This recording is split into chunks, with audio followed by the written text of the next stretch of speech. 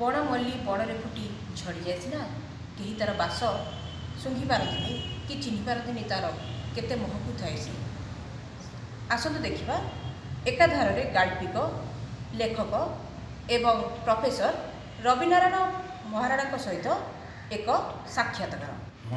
Doctor Ravinarayan Maharana मोर घर दरगाह बजार चित्रकार साई 1963 मसीह मोर जन्म। बर्तमान मु रघुनाथ कॉलेज रे ओडिया विभाग रे अध्यापना करुछि। आपण ए क्षेत्र रे आसिया पई काहे की चिंता कले? सेमिति किछि चिंता मु करिनी। स्कूल रे जतबे पाठ पढुथिली सेतबे जो सार माने हम पढौथिले ओडिया सार विशेष करी तांकर पाठ पढ़ार शैलीटा मत बहुत भल लगी। मु कहीं ओडिया प्रति बहुत आग्रह मोर बढ़ीगला। मु अष्टम श्रेणी में पढ़ुला बेले गोटे गीत लिखी भूगोल गीत। जेहेतु आम पारिवारिक स्तर में आम चित्रकार परिवार जन्म गोटे चित्र भी करी दृश्य बोलिकी से दुईटी जाक मो स्कूल मैगजीन बाहर उत्कल पत्र तापर सांगसाथी मैंने सार मैंने बहुत उत्साह प्रदान कले। तापर मुझे लेखा लेखी बलवत्तर रही। विशेषकर मुझे ग्रेजुएशन करुँगी से रेडियो रे मोर केतोड़े लेखा गल्प कविता बा प्रबंध प्रकाश पाई प्रचारित होती जीववाणी में।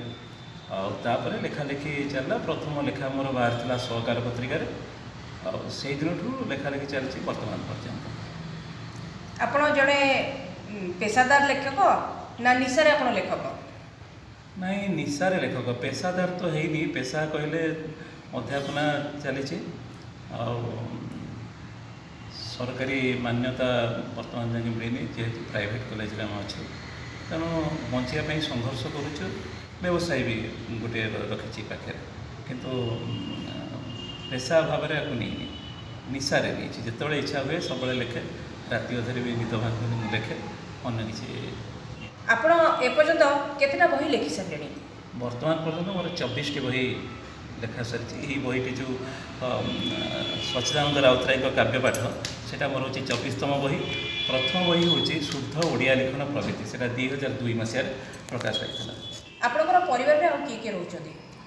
मो परिवार में मो स्त्री अच्छी, गोटे पुओ गोटे झील, झील बड़ पुओ सान। से पढ़ापढ़ी आप निजे देखती ना क्या अन्य उपर निर्भर करता? नहीं झीर पढ़ापढ़ी मुझे देखे। से आर्ट्स पढ़ुची ग्रेजुएशन कला रेभेन्सा यूनिवर्सिटी बीए से टॉपर होती हिस्ट्री ऑनर्स रे। से बर्तमान पांडिचेरी यूनिवर्सिटी पीजी करुँच। पुओ साइंस पढ़ुची ट्यूशन देते से बर्तमान +3 जूलॉजी ऑनर्स एडमिशन होती।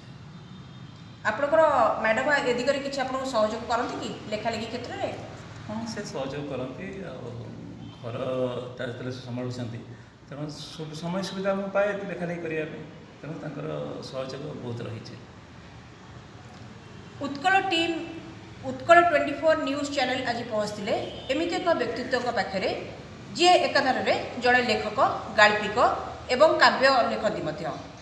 आसतु शुणा रविनारायण महाराणाकर आउ कि जीवनी कहानी पर। आपण जो छोट होते केबे भाभी कि ए क्षेत्र में आसियो बोली? मुझे भावी नी केबे भी भावी नी जे जन लेखा लेखी करी जहाँ किसी करी केबे भावी नी। आपणकर बापा माँ आप प्रथम लिखी से निश्चय किसी खुशी अनुभूत होती से किसी कहते कि से बहुत खुशी हमें। माँ विशेषकर बहुत खुशी हमें। से अनेक समय कहती जे जो रेडियो रे गोटे संवाद आसे जे अमुक लोक गोटे प्राइज पाइला साहित्य से सब भावती अरे मो पुओ एत साहित्य लिखुची मो पुओ तो कई गोटे प्राइज दौना किसी करूना। जितेबाला प्रथम कर गंगाधर रथ फाउंडेशन तरफ मत सुब्रत रथ स्मारकी पुरस्कार दिगला से कथा मुझे कही आज यदि मो बची था बहुत खुशी।